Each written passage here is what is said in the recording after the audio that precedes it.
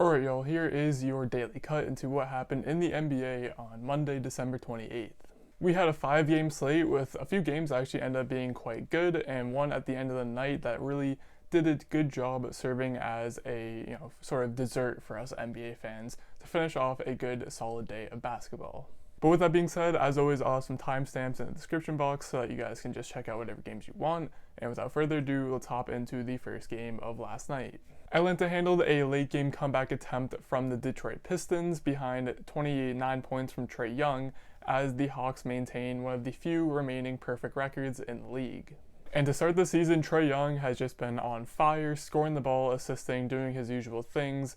He averaged almost 30 and 10 last season, so I wasn't really expecting much regression in his case anyway, but it is still, it's a little surprising to see how well he has been doing, mainly due to his efficiency at scoring the ball and assisting.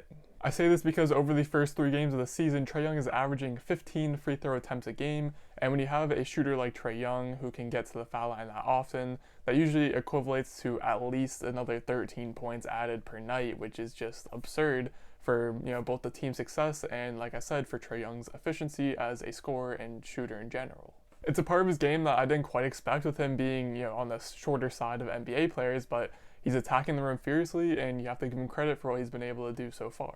And as for the rest of the Hawks, they simply just lit up the Detroit Pistons from 3. They shot 20 of 42 across the entire game. And in other news, Clint Capella, he had his first game in a Hawks uniform. He had 7 points and 9 rebounds in 20 minutes, so solid stuff like we expect from Clint Capella. And on the Pistons side of things, there was no Blake Griffin, no Derrick Rose, so it was left to the young guns to get some experience and try to get the win out there. I know the starting lineup was filled with a lot of young, potentially talented guys like Josh Jackson made his return to the starting lineup. They obviously had Killian Hayes in there. Jeremy Grant, their newest offseason acquisition, was in there. And they had Saddiq Bey, for first-round pick from this most recent NBA draft, also got his first start in the NBA. And it ended up being Jeremy Grant and Josh Jackson who would produce, as they both put up 27 points.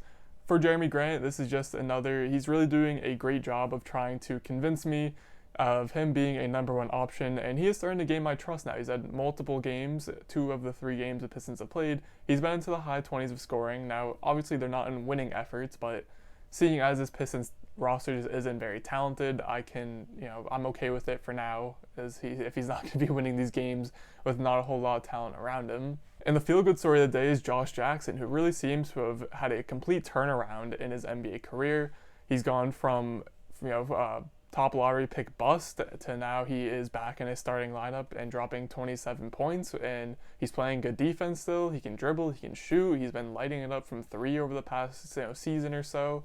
And I'm excited to see what Josh Jackson can bring to the table, because it's always great to see a young guy flourish, and especially someone who had a lot of troubles to start their career like Josh Jackson did.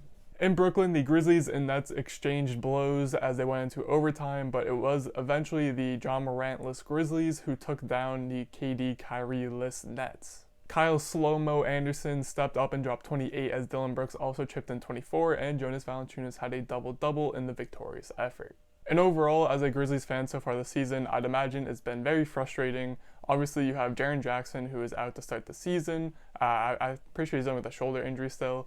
And then you have D'Anthony Melton, who's been missing the past couple of games due to some personal, there might have been health protocol issues, but either way, he's been out for the past couple of games. And now you have John Morant, who had a very scary ankle injury. And at least it's looking like it's just going to be a sprain at worst. He didn't break anything or dislocate anything. It wasn't that bad, but I have been seeing that Morant has a history of ankle injuries, so it will be probably a little longer than normal ankle injuries in terms of timetables for his return. But yeah, I'd be very frustrated if I'm a Grizzlies fan right now. And you have to think, with how stacked the West is, if all of these guys are going to be out for the next week or 2, even 3 weeks, then you might honestly lose your chances on having a solidified playoff spot just based off of these next 3 weeks of basketball without some of your best players. As for the Nets, this was their first game experimenting without KD and Kyrie, and obviously Spencer Dinwiddie is also out for the season, so that left Caris LeVert to come in and be the number 1 option, and he performed well as he always did. He had 28 points, 11 assists to go along with 5 steals, and this is just the type of player Caris LeVert is. He's perfectly fine playing in his 6-man role off the bench, but if players are going to sit out and get some rest, he is willing to step into that number one spot and produce as a number one option should. Also, yesterday I told you guys to look out for Timothy Luwawu-Cabarrot picking up some more minutes in the absence of some injured players, and that's exactly what happened last night, and he ended up dropping 21 as a result of his extended playing time, and he really seems to just, like I said, be fitting in as a great role player to this Brooklyn Nets team and stepping up when there is some loss of depth at the guard position. Overall, this was just a pretty injury-riddled game for both teams. So Grizzlies lucky enough to get the dub in this one, but the Nets, this was a design game that they were okay with dropping. In OKC, the Utah Jazz found themselves in another close game against a much worse team, but this time they were able to get away with a win after Donovan Mitchell put in the game-winning floater with a few seconds left. In terms of statistics, Mike Conley was 1 assist away from a triple-double as he, Donovan Mitchell, and Bojan Bogdanovic all combined for 63 points, while Rudy Gobert also chipped in with a double-double. For the most part this game, Donovan Mitchell was put into jail by defensive all-star Lou Dort, and he had 8 points going into the fourth quarter, but ended up scoring 12 in the fourth quarter, once again just showing how Donovan Mitchell can just will himself to 20 points a night at ease, it looks like, and he's just such a clutch performer. He always steps up in the playoffs, he always steps up in the fourth quarter, and I would just love to see a little bit more consistency throughout the rest of the game for Donovan Mitchell, but either way, this is what he does, this is what he is becoming known for, so props to him. But what is concerning for this Utah Jazz team is most recently we saw them losing a close one to the Minnesota Timberwolves, and now we have them in a close game, this time coming out on top, but again in a close game with Sam Presti and his draft picks. Hopefully it's just some early season struggles as this Utah Jazz team tries to work through them, but I wouldn't imagine that there should be much because this is pretty much the same roster from last season, so I'm not really sure why they would have any disconnect with each other. The only new piece that's coming in is Derek Favors, but he played on this Jazz team just a few years ago, so again, it's a little bit confusing to me, but I still have hope that the Jazz will be able to turn it around and be the team that they were last season, but a little bit better, obviously, because of growth development, player development, all that good stuff. And I'll say it again, the Oklahoma City Thunder just continue to be a really fun team to watch. No expectations, no worries about how they're going to perform. It's just vibes over in Oklahoma City. I mentioned Lou Dort earlier, who, all being the defensive all-star that he is, he also came out and had 26 points on 9 of 11 shooting. And the other, young budding star on this Thunder team, Shai Gilgeous-Alexander, he had 23 and 7 and almost sent the Jazz home with another loss as he missed a potential game-winning layup at the buzzer. And the only other thing I could really pull from this Thunder team so far is that somehow I feel like Sam Presti's just going to end up with even more assets and draft picks because I could definitely see him flipping George Hill, Al Horford. I mean, even Mike Muscala is potentially playing his way into being traded for a draft pick at this point. And, at some point you have to ask how many is too many, and I don't think Sam Presti has an answer for you. But, we'll see what happens at the trade deadline with the wizard that is Sam Presti. In Denver, the Nuggets finally got into the winning column after beating the depleted Rockets and what ended up being not a very close game. That I thought it was going to be a close game. I was really excited for it to be a close game, but it never happened. Jokic had a triple-double on a 19, 18, and 12 stat line, where the 18 was a career high in assists, and Jamal Murray also chipped in 21 on the game.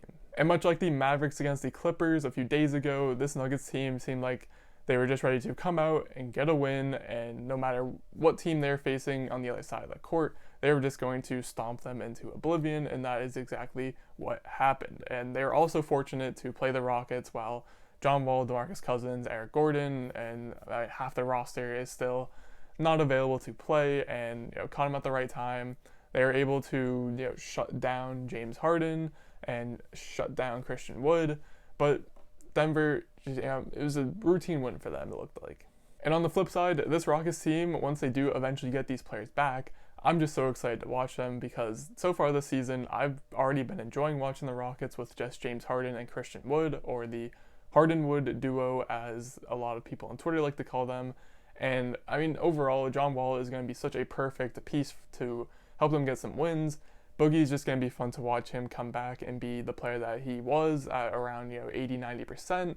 And Eric Gordon is just an amazing scorer, so he'll chip in every now and then. But again, it's just absolutely insane what James Harden does on the court. he had 34 and 8, and Christian Wood also added in 23 points. But I mean, this man, James Harden, I just don't understand how people can hate on what he does on the court. I understand all the off the court issues, but this man is just such a savant at basketball. It's so much fun to watch, the way he just picks apart defenses and just puts up these crazy numbers, and they don't even, I'm not even shocked to be saying that James Harden put up 34 and 8. Like, there is no ounce of surprise within me, and I just find this absolutely insane.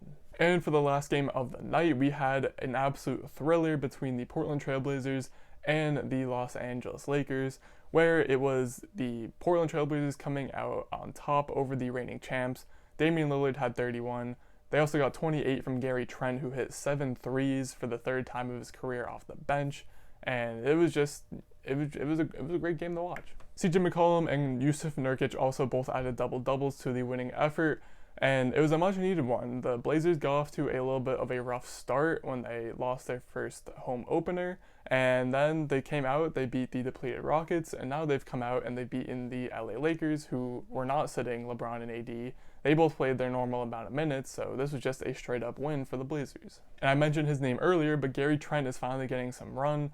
We're seeing the same Gary Trent that we saw in the bubble, one guy who just gives you such solid defense and is just a scoring threat. On any night can go out and give you 20, in this case almost gave him 30, and when he's on, much like CJ and Dame.